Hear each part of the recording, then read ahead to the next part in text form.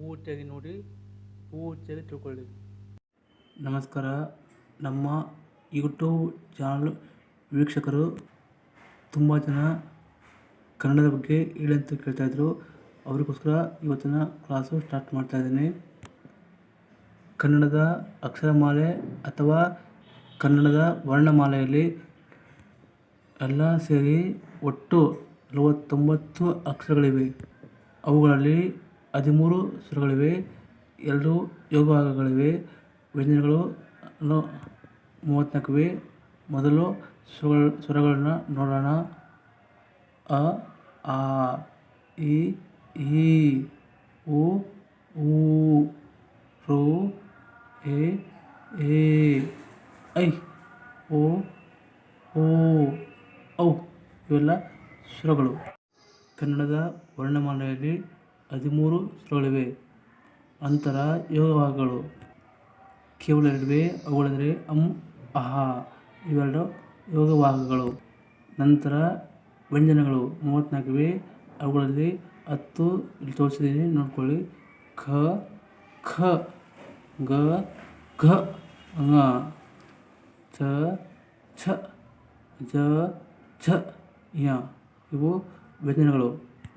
ಇವು 10 ವ್ಯಂಜನಗಳಿವೆ. ಇರುವ 34 ವ್ಯಂಜನಗಳಲ್ಲಿ 10 ಇಲ್ಲಿವೆ. ಉಳಿದ 24 ವ್ಯಂಜನಗಳು ಇಲ್ಲಿವೆ. ನೋಡ್ಕೊಳ್ಳಿ, ತಿಳ್ಕೊಳ್ಳಿ. ಠ, ಠ, ಡ, ಢ, ಣ. ನಂತರ ಥ, ಥ, ದ, ಧ, ನ. ಪ, ಫ, ಬ, ಭ, ಮ. ಯ, ರ, ಲ, ವ, ಶ, ಶ, ಸ, ಹ, ಳ. ಇಲ್ಲಿ 24 ವ್ಯಂಜನಗಳಿವೆ.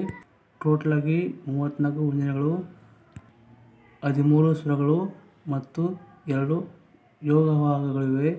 ಎಲ್ಲ ಸೇರಿ ಕನ್ನಡದ ವರ್ಣಮಾಲೆಯಲ್ಲಿ 49 ಅಕ್ಷರಗಳಿವೆ.